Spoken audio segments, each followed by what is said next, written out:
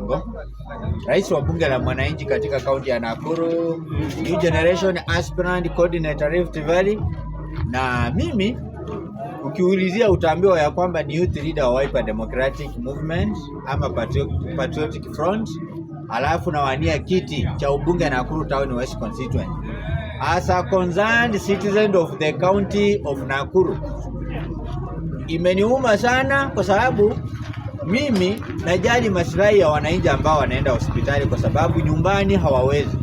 Na sasa kama huyu mwananchi kweli ataenda afike hospitalini na mazingira ya hospitali inakuwa worse than mazingira ya nyumbani penye alikuwa analishwa na kijiko, hiyo ndio kitu ambaye inanihuzunisha.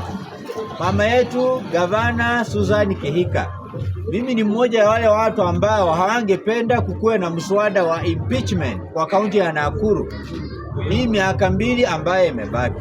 Mimi ningependa hii miaka 2 ufanye kazi yako, lakini kama kuna utepetevu usiku na mchana katika hospitali ya PGH ambayo ndio hospitali inaaminika sana na wakazi wa Nakuru, basi MCS, it is upon you now to sit down and deliberate on the issue of Madam Susan Kihika, kwa sababu hatuwezi ona wagonjwa wanalala wawili kwa kitanda moja.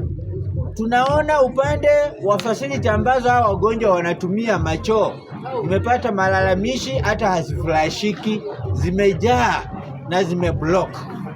Alafu HDR mashini nasikia zilifail, hazifanyi kazi. Mpaka leo nimeona Dr. Mbai ambaye anawania useneta amepost kwenye mtandao wa Facebook, kama unafikiria na kudanganya, ana claim ya kwamba sources within the hospital of PGH say that kuna mtu ambaye ako close family friend wa Gavana Susan Kihika ambaye amepewa 50 million for the supply of drugs, lakini wagonjwa wanaambiwa waende wanunue dawa nje ya hospitali. Sasa mniambie ukweli, huyu mtu amekatwa SHA. Hii SHA inafaa isimamie nini? Consultation. Kama SHA imekatwa, mpaka latest ni walimu wetu wamekuwa initiated into the same insurance. Treat them, give them drugs. Hakuna mahali ambapo tunaambiwa ya kwamba mtu anaenda anaambiwa ugonjwa ni gani alafu anaambiwa aenda anunue madrugs kwa chemist huko nje. Na sababu those chemists tushagundua kwamba ni za marafiki zenu na zingine ni zenu nyinyi wenyewe. Tafadhali, maisha ya binadamu inamata.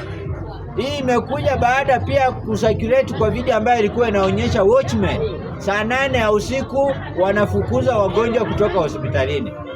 Sisi hayo maisha ndio hatutaki katika kaunti ya Nakuru.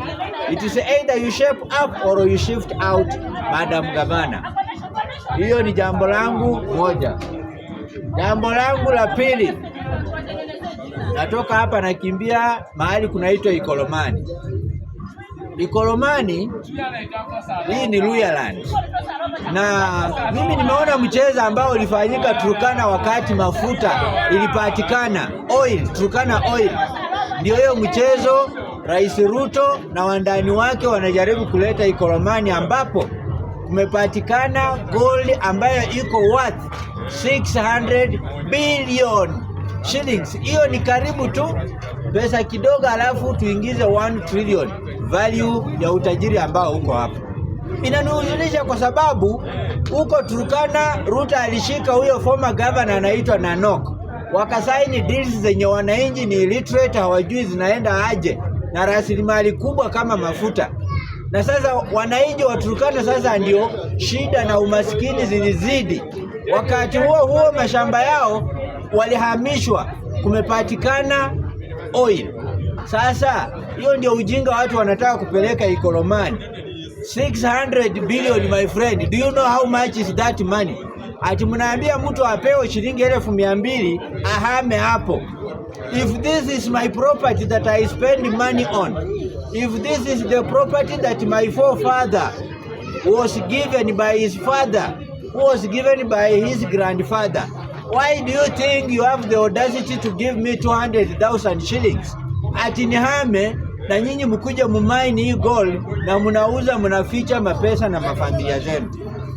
Kama mnataka wakazi wa Ikolomani watoke kwa mashamba yao ndio muweze kumine hiyo gold na new technology, basi wacha tusaini mkataba ambao utaonyesha ya kwamba they are going to benefit up to a certain percentage. We don't need wazungus coming to mine this rich area. The gold, then they go export it, and the money goes into the pockets of foreigners and William Samoei Ruto. Wache tuelewane, tuseme hiyo gold wakimine 50% ya serikali ya nchi, 50% inabaki kuwa rasilimali ya watu wa Ikolomani. Na mimi nampongeza Bwana George Natembeya na Boni Khalwale. Hao ndio watu wawili ambao Western wameweza kureplace Musalia Mudavadi na Moses Wetangula ambao wanalala kazini. Gold imepatikana, saa hizi wangekuwa ndio tunasikia Moses Wetangula hata ameleta hiyo mswada kupitia MPs wa Western. Yeye kama kiranja wa bunge wana debate vile rasilimali ikipatikana mahali wananchi wana benefit kiwango kipi, ndiposa sasa serikali iweze kubenefit hiyo nafasi nyingine. Lakini nyinyi mumesimama, mumenyamaza, munacheka tuko parliament. Oh Ndakwa, oh Panyako, oh Ndakwa, oh Mutende, oh Karis. Siasa ya Karis na gold ya bilioni 600 imepatikana. How will the Luhya people from Ikolomani benefit that one? So hiyo gold tunataka watu wa Ikolomani and the entire Western region wapewe percentage yao, ndiposa watu wahame. You can now give them that compensation money. Mwache kutuambia mambo yenu ati mnawahamisha ati shilingi 200,000 enda ujenge nyumba. Mumechezea watu wa Western Kenya sana.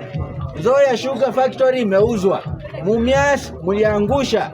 Saa hizi kuna sukari ya Mumias Sugar kwa maduka na miwa hazilimwi. Mumekuja hapa Webuye Paper Factory mkauzia mtu ambaye alikuwa anaitwa Rai Jaswant. Kumbe baadaye Malala anakuja kutuambia ni kijana ya William Ruto alinunua 42 acres of land. Sasa mnadanganya watu wa Western kwa kila kitu. Mpaka gold imetokea, bado nyinyi viongozi kama Mudavadi, kama Wetangula mumenyamazia, mmelalia masikio. Na mshenzi kama Wetangula anatuambia ya kwamba 2032 ndio hapa atasimama urais akuwe rais wa watu wa Western. Wewe sasa umeimba kuwa rais miaka mingapi? So enough is enough. We want the people of Turkana County to benefit from oil. I also want the people from Western Kenya, Ikolomani region in particular, to benefit from the mining of gold. Mimi sina mengi. Naitwa Robert Makoha Wangoko, rais wa bunge la mwananchi kaunti ya Nakuru, na pia nasimama ubunge Nakuru Town West the year 2027. Nimeshukuru.